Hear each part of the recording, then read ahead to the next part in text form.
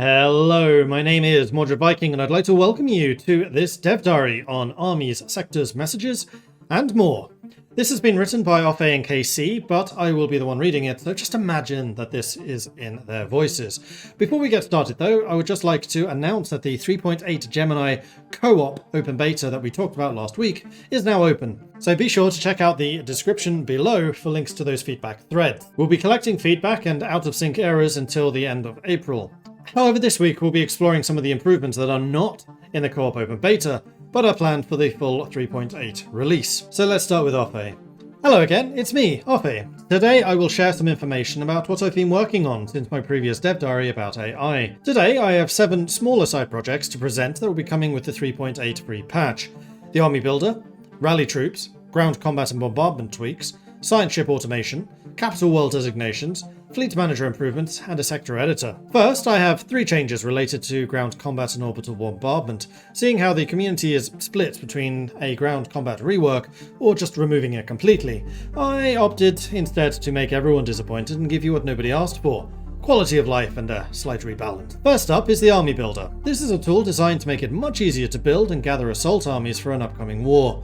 This tab is available on any starbase in a sector, and armies recruited via this tab will gather at the starbase. Construction is spread out across all planets in the sector, and there is also a control-click option to more quickly queue up more construction. In cases where you would like to reinforce an existing fleet of assault armies instead of simply gathering them at a starbase, I've also added a mode for assault army fleets called Rally Troops. New troops will then automatically try and merge with this fleet regardless of whether they're built via the Army Builder or the old method of recruitment from a planet. Speaking of planets, I've also added a deploy and orbit checkbox to planets for a use case where you want to recruit assault armies to defend the planet on the frontier without them first deploying an orbit, meaning you then have to manually go back and land them again afterwards. Next up is changes to bombardment. If you really hate ground combat, then I've got good news for you. Orbital bombardment will now be able to take control of planets in most cases when they have completely killed all defending troops. There are some exceptions. For example, your pops will never surrender to an enemy that are fanatical purifiers, as they would be purged anyway. There is also a policy where you can refuse enemy planets that would like to surrender to you. However, your defenseless planets will still prefer to surrender to non-genocidal or hive mind enemies to spare their own lives. Further, there are some tweaks to ground combat and orbital bombardment to create a trade-off between bombing and invading. Bombing planets is now much more devastating than it used to be. More pops will die, and buildings and districts will be ruined in the process. This also adds a trade-off between the different bombardment stances. Doing selective bombardment will be slower, but fewer pops will die in the process compared to indiscriminate bombardment. Orbital bombardment will now scale with the amount of ships bombarding. The first 100 fleet-size ships will do full damage. After that, every additional 100 fleet size will add 70% of that efficiency.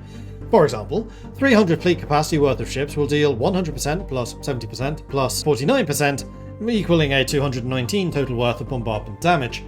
This effect is scaled based on the number of pops of buildings and the planet's size, where highly populated small planets will suffer greater losses compared to large, sparsely populated planets. Ground combat is also more devastating to planets than it used to be, but much less so than bombarding. The effect of collateral damage from enemy army types has also been adjusted. Previously, the collateral damage on army types was a linear value and not a multiplier, which meant that in practice, high damage, high collateral units such as xenomorphs could effectively do less collateral damage on the planet compared to normal troops because they would kill the enemy troops more quickly. This is no longer the case, as collateral damage modifier now acts as a multiplier to any damage dealt. Planetary capital buildings now spawn 0, 4, 8, or 16 defensive armies for free based on the tier of the building. To summarize, the design philosophy for all of these changes to ground combat and bombardment, ground combat and orbital bombardment will now be a bigger part of the game, since big planet will automatically have some defenses. Building armies and using them to invade planets will be much easier by using the Army Builder and the Rally Troops functionality. Small planets with 1 to 25 pops will be prime candidates to be taken by orbital bombardment alone, removing the need to having to manually invade each insignificant planet or habitat. Previously, I made the construction ship automation and planetary automation settings, which was well received by the community, so for 3.8 I've decided to make improvements to the science ship automation. Now, when you click on science ship automation, you can enable or disable the modules you like. Explore systems simply mean exploring the galaxy by entering systems, which will discover any planets and hyperlanes in there, but the other settings should be self-explanatory. The default settings are explore systems and survey systems, which are the same functionality as before 3.8. For science ships that are already automated, you can see which modules they have enabled by hovering the automation button. I've gone a bit outside of my own designation as a programmer and dabbled a bit with content design. There are 4 new capital world designations coming in 3.8 for non-hive minds.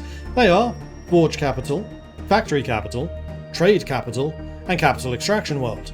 These designations are not part of the automatic colony designation system, and your capital world will never change designation on its own. Rather, you must explicitly change the designation yourself in order to avoid instantaneous collapse of the player economy when unpausing the game. They are not revolutionary in their design, but rather they are the combined effects of the capital designation paired with a specialization. So, for example, the Capital Forge World designation will give you all of the bonuses as a normal capital designation, but instead of the 10% output for all jobs, it gives a 20% metallurgist output, as well as shifting the consumer goods jobs into alloy jobs, just like any other forge designations. So for everyone like me who wanted to make a forge, factory, trade, or base resource capital world, now you can. Overall, the fleet manager served its purpose and works. Sort of. Together with Casey, more from her later, we made some reorganization of the UI and fixed some annoying bugs. Here is what the fleet manager looks like now. Some notable changes are that the list of fleets is now much larger than it used to be. Now you can see 12 simultaneous fleets instead of 6.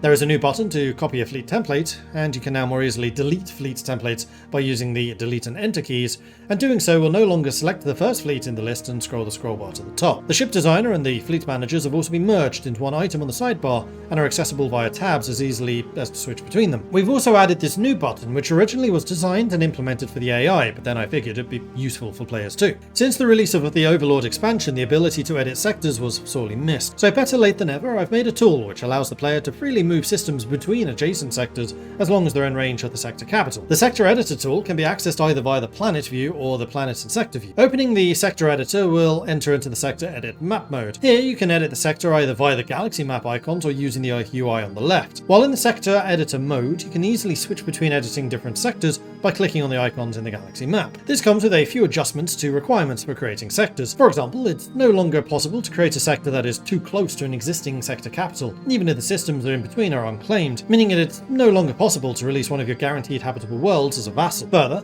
all of the old counterintuitive rules regarding which planet would belong to which sector capital have been removed, which previously resulted in very strange looking sectors when players would try to delete and recreate sectors to attempt to fix their sector borders. Currently, the sector editor gives a lot of control to the players, meaning it's even easier than before to create one system, one planet, vassals. It is now also possible to fix sector border map gore. I trust everyone will use this power responsibly. But wait, there's more! And now we're going to switch over to KC. Hey everyone, I'm KC, your favourite UX designer you have never heard of. Usually working from the shadows up in Arctic, I've descended upon you to shed some light on more quality of life things we've been working on in the past couple of weeks. Rebindable keys for the side menu. Okay, not rebindable, but close enough. We have made it possible to customize the order of the items in the menu, and thus decide which of them will have the F1 to F10 hotkeys. Technology? Yeah, got it. Toggle edit mode by clicking on the little gear icon. Something of a pet peeve of mine since I started on Stellaris a couple of years ago was the lack of different scales of urgency when the game presents information. Since everything is considered equally important, in order to cut through the noise, every new message has to scream as loud as the others.